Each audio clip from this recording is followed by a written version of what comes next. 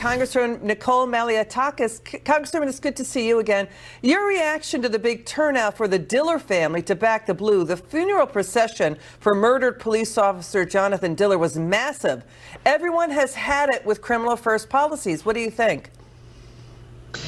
Look, it was a beautiful showing of support for his family who've lost a husband and a son and a father. It's very tragic for the entire city, the entire state, particularly his fellow men and women in blue. But you're right, there is an underlining sentiment here that we have had enough with the pro-criminal policies of the Democrats. I mean, if you look at what's happened over the last couple of years with the bail reform, the raise the age, the less is more act. In fact, New York State Federation of Public Employees actually sent out a note saying that this individual, this perp, Guy Rivera, was on the streets because of the less is more act. That he was on parole and he was his supervised release had finished early because supposedly he was on good behavior, yet he had violated terms of his parole, and so that shouldn't have been the case. But that is another law that Kathy Hochul signed in that has made our streets less safe, and all while you have a mayor telling New Yorkers that everything's fine, there's nothing to see here. But when our police officers are not safe, they are the ones that are tasked to protect us, and if they are not safe, how are the rest of us supposed to believe that the streets of New York City are safe? And They see the stats, they see the stories, and they see the TV news just like everybody else. You can't fool them.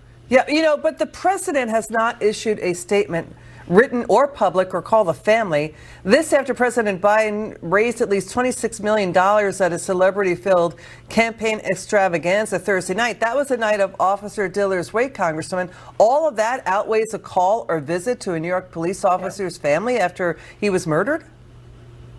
Well, obviously, look, the president doesn't have the obligation to go to the wake, but it would have been a nice thing to do. And I think it would have been very much appreciated by the NYPD and all New Yorkers to come to New York City to attend a fundraiser, to raise money for your campaign, to attend a campaign event on Friday and not reach out to the family, not show your support, I think was a missed opportunity, not political, but in terms of the right thing to do as a decent human being. This is a police officer who put his life on the line for this country, our city, and the fact that the president was here in New York City and did not reach out to the family, I think was quite sad, but shows his true colors. Congresswoman, already the news is coming in. This is a record number. Nearly 100 police officers nationwide shot so far this year. Joe Gamaldi says he's a top police executive. He says that that's one cop shot every 22 hours, Congresswoman. That's far outpacing last year's record numbers. Again, this is the violence that has exploded in America since 2020 in the social justice riots and the no cash bail reform. When you compare the violence in America to now versus pre-pandemic 2019, it has gone up. Watch Officer Diller's widow, Stephanie Diller, here. Let's take a listen. How many more police officers and how many more families need to make the ultimate sacrifice before we start protecting them? I am so proud that thousands of people across the country are calling Jonathan a hero, but the truth is he has always been a hero to Ryan and me. The rest of the world is just catching up. It's been 2 years and 2 months since Detective Rivera and Detective Mora made the ultimate sacrifice, just like my husband, Jonathan Diller. Dominique Rivera stood in front of all the elected officials present today pleading for change. That change never came, and now my son will grow up without his father, I will grow old without my husband, and his parents have to say goodbye to their child. Congresswoman, it's hard to see that, right? I have to say this, my family, I hate to bring up personal stuff.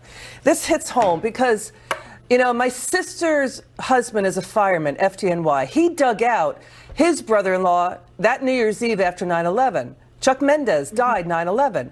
So when cops are shot, when police officers are attacked, often the fire departments get hit too. Often they have to deal with rising crime as well. So when you see it, I hate to inject personal family stuff. I'm just saying this because People need to understand, and I know the American viewer out there and the voter gets it, and you get it, that when our men and women in blue are on the front lines and they're not protected by elected officials, it makes their lives and their families, for their families, way more dangerous. Your word on this. I hope every radical left politician in America, especially here in New York, sees and hears those words from Diller's widow, because they are so true. We see this coming. We warn about this. We say that the laws need to be changed, that they have emboldened the criminals. They have empowered the criminals. They've released the criminals back onto our streets. This is preventable, but we need common sense policies that keep the bad guys behind bars, and we need the support for our law enforcement. They deserve more. If they're going to put their life on the line, they need to have the back. We need to have their back, city, right. state, and federal level. Congresswoman.